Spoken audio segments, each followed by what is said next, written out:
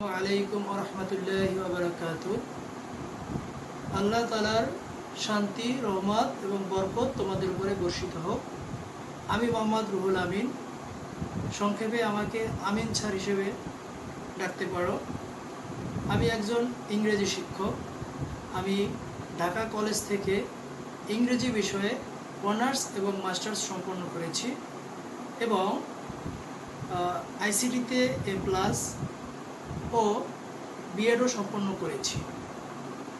তো আমি তোমাদের সামনে হাজির হয়েছি মূলত ইংরেজি শিক্ষা দেওয়ার জন্য।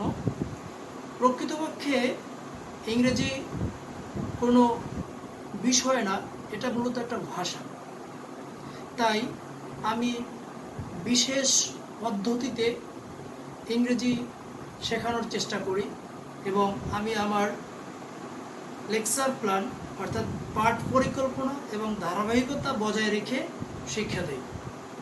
তো যদি তোমরা ধারাবাহিকভাবে আমার লেসনগুলি ফলো করো তাহলে তোমরা খুব সহজেই ইংরেজি শিখতে পারবে। চলো শুরু করা যাক। সুপ্রিয় শিক্ষার্থীবৃন্দ, তোমরা এই ছবিতে কি দেখতে পাচ্ছ? এই ছবিতে কতগুলো আপেল। এই আপেলগুলির অবস্থান একই না, বিভিন্ন জায়গায় বিভিন্ন রকম। অর্থাৎ আপেলটি কখনো কোনো কিছুর মাঝে আছে, আবার কখনো কোনো একটা বস্তুর সামনে, পেছনে, উপরে। তো লক্ষ্য করো, সে তার অবস্থান পরিবর্তন করার সাথে সাথে ভিন্ন ভিন্ন ইংরেজি ওয়ার্ড নিয়েছে। তো এই ওয়ার্ডগুলো কি লক্ষ্য করো। অবশ্যই তোমরা নিশ্চিত হচ্ছে বা তোমরা এই ওয়ার্ডগুলি সম্বন্ধে পরিচিত। এগুলি হচ্ছে preposition. So our today's topic is preposition.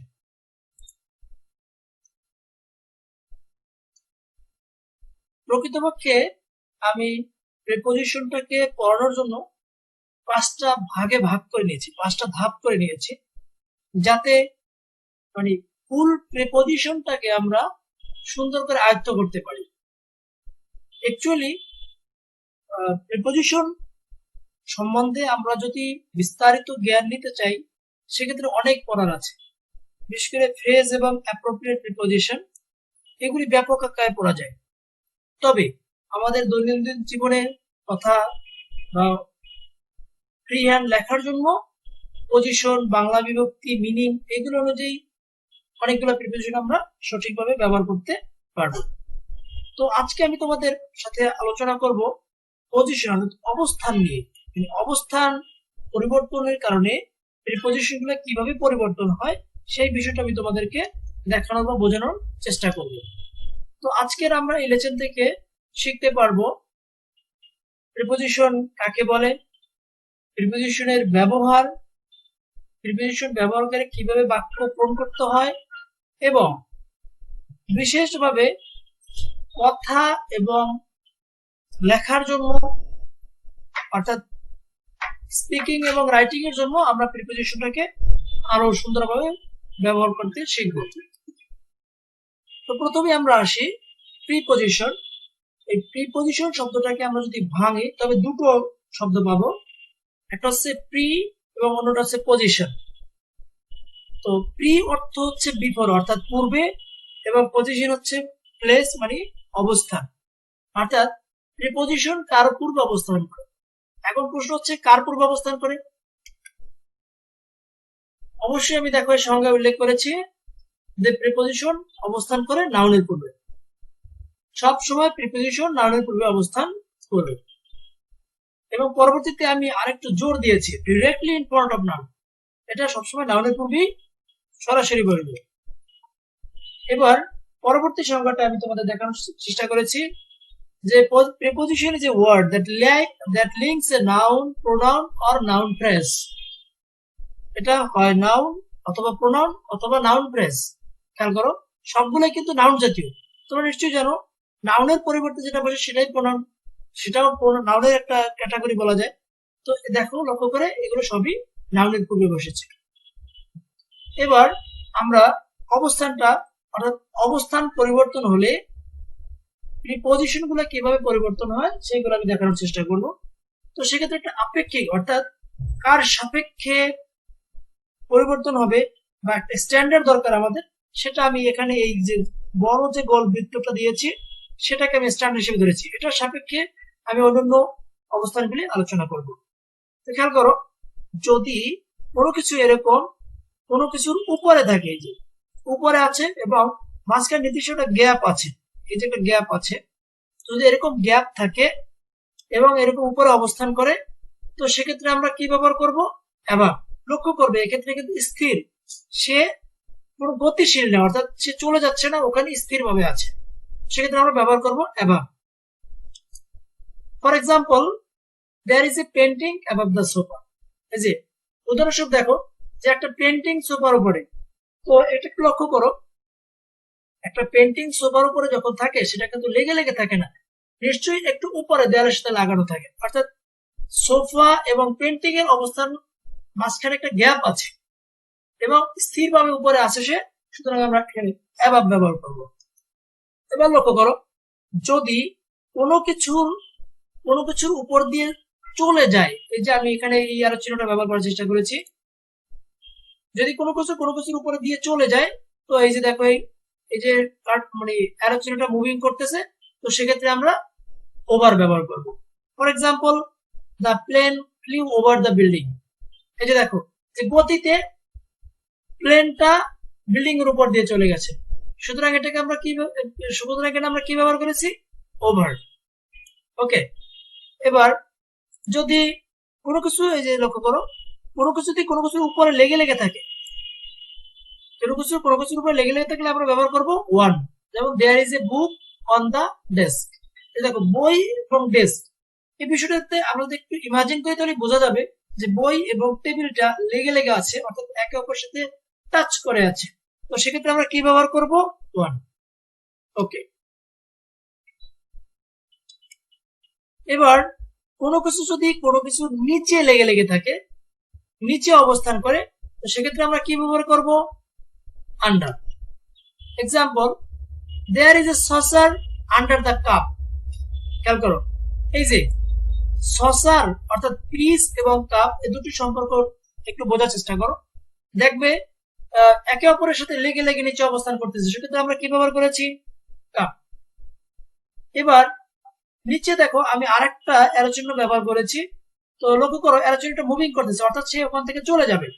তো এরকম নিচ দিয়ে যদি কোনো কিছু চলে যায় সেক্ষেত্রেও আন্ডার ব্যবহার করব। যেমন the boat past under the bridge. Clear? এই যে আন্ডার দ্য ব্রিজ, তো দেখো ব্রিজের নিচ দিয়ে চলে গেছে, একটা নির্দিষ্ট দূরত্ব বজায় রেখে নিচ দিয়ে চলে গেছে, সেক্ষেত্রে আমরা আন্ডার ব্যবহার করছি। তবে এখানে আরেকটু বিষয় লক্ষ্য রাখবে, যদি এরকম নিচে দূরত্ব অবস্থান করেও বসে, দূরত্ব অবস্থান করে নিচে কোনো কিছু নিচে অবস্থান করে, সেক্ষেত্রে আমরা আন্ডার ব্যবহার করব। ওকে, আশা করি তোমরা অ্যাবভ, অন, আন্ডার এই চারটা প্রিপোজিশনের ব্যবহার ক্লিয়ার হয়েছে। এবারে ইন্ডিভিজুয়াল ওয়ার্ক, অর্থাৎ নিজেরা একটু চেষ্টা করবে, ব্রেনটাকে স্ট্রং করতে হবে। আমরা যতই পড়াই, যদি শিক্ষার্থীরা তার নিজেরা ব্রেনটাকে স্ট্রং না করে, অর্থাৎ চেষ্টা নিজে নিজে না করে, তবে কিন্তু ওই পড়াটা সার্থক হয় না, অর্থাৎ সে বেশি আয়ত্ত করতে পারে না। খেয়াল করো এখানে, দিস ইজ দ্য ফ্যান, প্রথম এক্সাম্পলটা লক্ষ্য করো, the fan Hanks dash the table. টেবিলের উপরে ফ্যান, এটা কিভাবে থাকে? অবশ্যই নির্দিষ্ট দূরত্ব বজায় রেখে থাকে, একদম লেগে লেগে থাকে না, তো সুতরাং আমরা এখানে কি ব্যবহার করব? Above. The cat jumped dash the chair. যদি যেহেতু সে অবস্থান করে জাম্প দিয়েছে, তাহলে অবশ্যই চেয়ারের উপর দিয়ে গেছে, এই যে গতিতে চলে গেছে, সুতরাং আমরা কি ব্যবহার করব? Over. There is a book dash the desk, শুধু আলোচনায় আসছে, তাহলে অন দ্য ডেস্ক। এবার খেয়াল করো, the book dash is my glasses, অর্থাৎ তারপর চশমার কি, মানে অবশ্যই নিচে, তাহলে আমরা কি ব্যবহার করবো? আন্ডার, মানে আমার চশমার নিচে বইটা। এই দেখো দেখো গ্লাস আর বুক, এ দুটো কি একে অপরের সাথে লেগে লেগে নিচে অবস্থান করতেছে, তো সেক্ষেত্রে আমরা আন্ডার ব্যবহার করেছি। I C the sky above me, এই যে আমি আমার উপরে, অর্থাৎ আমি যে আকাশটা দেখছি সেটা আমার উপরে স্থির আছে, সুতরাং আমি এখানে আমার সাপেক্ষে স্থির, সুতরাং আমি অ্যাবাভ ব্যবহার করেছি। দে ক্লাইম্বড ড্যাশ দ্য ফেন্স, এখন তারা বেড়ার উপর দিয়ে অবশ্যই কি উপর দিয়ে বেয়ে চলে গেছে, বেড়ার উপর তো কেউ অবস্থান করে না, সুতরাং এখানে আমরা কি ব্যবহার করব, over. The cat is sleeping dash the bed, ক্যাটের তো বৈশিষ্ট্য তোমাদের জানাই আছে যে বিড়াল কখনোই বেডের নিচে ঘুমায় না, সাধারণত বেডের উপরেই ঘুমায়, তো সেক্ষেত্রে আমরা এখানে কি ব্যবহার করব, ওয়ান। এবার the carpet dash my feet is soft, পায়ের কার্পেট পায়ের নিচেই অবস্থান করে, এটা উপরে বা আশেপাশে অবস্থান করার কথা না, সুতরাং এখানে আমরা কি ব্যবহার করব, under. In case of exam you have to think, অর্থাৎ পরীক্ষার সময় তোমাকে এরকম চিন্তা করতে হবে, গবেষণা করতে হবে যে বাক্যটা আমাকে দিল, যে প্যাসেজটা আমাকে দিল, তাহলে এইটার সাপেক্ষে এই বস্তুটা যে আমার বাক্যের বা শূন্যস্থানের ভিতরে দিল, তাহলে এটা কি হতে পারে, একটু ইমাজিন করে উপরে নিচে নাকি পাশে, এগুলো বুঝে আমাকে শব্দটাগুলি ব্যবহার করতে হবে। ওকে, নেক্সট। এবার খেয়াল করো, অনেক ক্ষেত্রে আমরা আন্ডার, বিলো এবং বিনিথ এই তিনটে নিয়ে একটু প্রবলেমে পড়ে যাই, সমস্যা আমাদের মনে হয় যে কি দেবো, আমি আন্ডার দেবো নাকি বিলো দেবো নাকি বিনিথ। তো আমি এখানে এই বিষয়টা ক্লিয়ার করার চেষ্টা করেছি। যেমন it is 18 degree below the zero, অর্থাৎ তুলনামূলক ভাবে যখন কম বোঝাবে তখন আমরা কি ব্যবহার করব, বিলো। আবার নিচে অবস্থান করলে আমরা বিলো আন্ডার ব্যবহার করব, যেমন we sat under the tree, most common লিখেছি। মোস্ট কমন লেখার উদ্দেশ্য হচ্ছে মানে এটি আমরা বেশি ব্যবহার করে থাকি। তার পরবর্তী we sat below the tree, এটাও কারেক্ট, তবে এটা লেস কমন, অর্থাৎ কম ব্যবহার করা হয়। সবগুলো যে কারেক্ট এই বিষয়টা তোমাদের বোঝানোর জন্য আমি এখানে তিনটা এক্সাম্পল সেট করেছি। We sat underneath the tree, লক্ষ্য করো আন্ডারনিথ, ইচ্ছে করলে আমরা এখানে আন্ডার না বলে আন্ডারনিথও বলতে পারি, তবে এটা লিটল মোর ফর্মাল, অর্থাৎ উপরটা সবচেয়ে, আন্ডারটা হচ্ছে সবচেয়ে বেশি ফর্মাল, এটি আমরা বেশি ব্যবহার করি। We sat beneath the tree, ইচ্ছে করলে আমরা বিনিথ দ্য ট্রি দিতে বলতে পারবো, এটাও ফর্মাল, বিনিথটা বসানো যাবে। ওকে, তাহলে এই যে জাস্ট আমি এখানে আন্ডার, বিলো এবং বিনিথ এই তিনটার ব্যবহারটা একটু তোমাদের সামনে স্পষ্ট করার চেষ্টা করেছি, অর্থাৎ তোমরা যাতে হঠাৎ করে কনফিউজ না হয়ে যাও আন্ডার নাকি বিলো নাকি বিনিথ, এই জন্য আমি এখানে এক্সাম্পল গুলো সেট করেছি।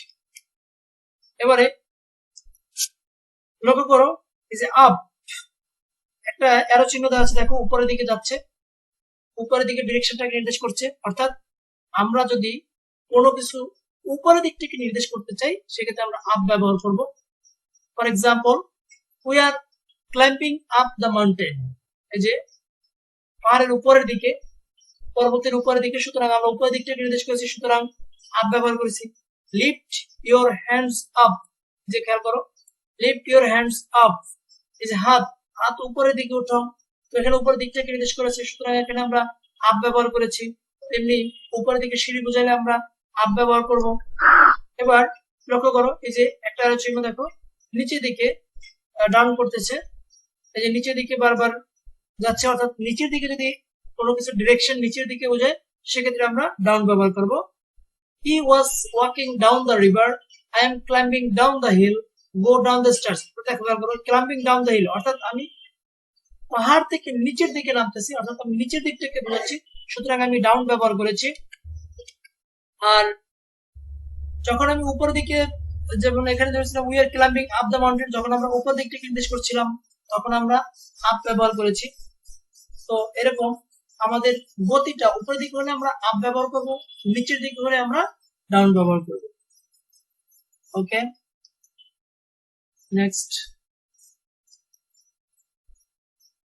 Here you find there is an asterisk, অর্থাৎ দেখো এখানে একটা তারকা চিহ্ন, এই তারকা চিহ্নটা দেখো নড়তেছে কিন্তু সে অন্য কোথাও যাচ্ছে না, অর্থাৎ আমি এখানে একটা নির্দিষ্ট এক্সাক্ট প্লেস কে বোঝাচ্ছি, যেটা একদম নির্দিষ্ট জায়গায়। অর্থাৎ যদি কখনো এরকম নির্দিষ্ট জায়গায় কোনো কিছু বোঝায় তো সেক্ষেত্রে আমরা কি বসাবো, এট। যেমন he is work at A bank, he is at the door, he is at home. লক্ষ্য করো, হি ইজ এ ডোর, অর্থাৎ সে একদম দরজার কাছে, মানে ঘরের ভিতরে অনেকগুলো জায়গা আছে বাট সে অন্য কোথাও না, সে দরজার নিকটে, সুতরাং এখানে আমরা কি ব্যবহার করব, এট। এবার খেয়াল করো, কোনো কিছু যদি কোনো কিছুর ভেতর অবস্থান করে, ওকে, এই যে ভেতর অবস্থান করতেছে, তো ভেতর অবস্থান করলে আমরা কি ব্যবহার করব, in. The pen is in the desk. এই যে খেয়াল করো, এই যে ভিতরের দিকে your pen is in the desk, একটু লক্ষ্য করো ডেস্কের মধ্যে আছে, বাট ডেস্কের কোন জায়গা আছে, পাশে, মাঝখানে, নাকি কর্নারে, এটা উল্লেখ করা নেই। সো এখানে আমরা কিভাবে করবো, in. Again he lives in Mecca, সে মক্কায় বাস করে। মক্কা তো ছোট একটা জায়গা না, বিশাল একটা জায়গা। বিশাল একটা জায়গার কোন জায়গাটায় এক্সাক্ট প্লেসটা কিন্তু এখানে নির্দেশ করে নাই, সুতরাং এখানে আমরা কি ব্যবহার করবো, ইন ব্যবহার করবো। ক্লিয়ার? তো এখানে ছোট্ট আরো একটা নিয়ম আছে, যে ছোট জায়গার পূর্বে অ্যাট, বড় জায়গার পূর্বে ইন। আমি সেই নিয়ম আসছি না, আমি মূলত তোমাদেরকে অবস্থানটা, অর্থাৎ অবস্থান পরিবর্তন করলে প্রিপোজিশন গুলো কিভাবে পরিবর্তন হয় সেটা আমি এখানে ক্লিয়ার করার চেষ্টা করেছি। কোনো কিছু যদি কোনো কিছুর ভিতর দিয়ে এক পাশ থেকে অন্য পাশে চলে যায়, তো সেক্ষেত্রে আমরা ব্যবহার করব through. For example, he came through a forest, he came through a gate। তো লক্ষ্য করো এই যে এক্সাম্পলটা আমি দিয়েছি, তো আমরা যখন বনের ভিতর দিয়ে যাই তখন আমার সামনে পিছে ডানে বামে উপরে, সব জায়গায় কিছু না কিছু আছে, অর্থাৎ আমি একটা অবয়বের ভিতরে আছি। পরবর্তী এক্সাম্পলটা আরেকটু ক্লিয়ার হবে, he came through a gate। যে লক্ষ্য করো যখন আমরা গেটের কথা বলছি, তো গেটের ভিতর দিয়ে যখন আমরা আসছি, তারপর আমার চারপাশে একটা স্ট্রাকচার আছে, একটা কাঠামো আছে। এরকম যখন কোনো কাঠামো বা কোনো কিছুর ভিতর দিয়ে আমরা এক পাশ থেকে অন্য পাশে চলে যাব, তো সেক্ষেত্রে আমরা ব্যবহার করব থ্রু। এবার লক্ষ্য করো, আমরা যদি এই এক পাশ থেকে অন্য পাশে যাই, কিন্তু সেটা যদি মাটি দিয়ে অর্থাৎ ভূমি দিয়ে যদি যাই, এবং আমার চারপাশে কোনো স্ট্রাকচার বা অবয়ব না থাকে, মানে চারপাশটা ফাঁকা থাকে, তো সেক্ষেত্রে আমরা ব্যবহার করব অ্যাক্রস। অনেক সময় ক্রস ওয়াইজ, অর্থাৎ এক পাশ থেকে অন্য পাশে হিসেব করতে গেলে আমরা অ্যাক্রস ব্যবহার করি। যেমন I walked across the road, অর্থাৎ আমি রাস্তার এই পাশ থেকে অন্য পাশে গেলাম। দেখো আমরা যখন রাস্তার এই পাশ থেকে ওই পাশে যাচ্ছি, তখন কোনো আমি কাঠামোর ভিতরে না, কোনো অবয়বের ভিতরে না, সুতরাং এক্ষেত্রে আমরা অ্যাক্রস ব্যবহার করলাম। এবার যদি আমরা এক পাশ থেকে এক পাশ দিয়ে লম্বালম্বি ভাবে যাই, সেক্ষেত্রে আমরা ব্যবহার করব অ্যালং। যেমন I walked along the beach, অর্থাৎ সমুদ্র তীরের এক পাশ দিয়ে আমি হাঁটতেছি। তো রাস্তারও যদি আমরা এক পাশ দিয়ে এরকম হাঁটি, এক পাশ দিয়ে লম্বালম্বি ভাবে হাঁটি, সেক্ষেত্রে আমরা কি ব্যবহার করব, অ্যালং। যেমন I walked along the road. আর রাস্তার এই পাশ থেকে অন্য পাশ হলে আমরা ব্যবহার করব অ্যাক্রস। ওকে, আশা করি এগুলো তোমরা বুঝতে পেরেছো। তো আমরা যতই লেকচার শুনি, যদি নিজেরা প্র্যাকটিস না করি, সেক্ষেত্রে আমাদের শেখাটা মানে ইফেক্টিভ হয় না, ফলপ্রসূ হয় না, স্থায়ী হয় না। এই জন্য তোমাদের জন্য একটা বাড়ির হোমওয়ার্ক দিয়ে দিলাম। হোমওয়ার্কটা থাকবে তোমাদের জন্য প্রিপোজিশনের সংজ্ঞা, একটা লিস্ট তৈরি করবে, কোথায় সাধারণত ব্যবহার করা হয়, আর আমি যেগুলি তোমাদের সাথে আলোচনা করেছি এই পার্টে, সেগুলো দিয়ে বাক্য রচনা করবে। তো এগুলো করলে তোমাদের জ্ঞানটা আরো সমৃদ্ধ হবে।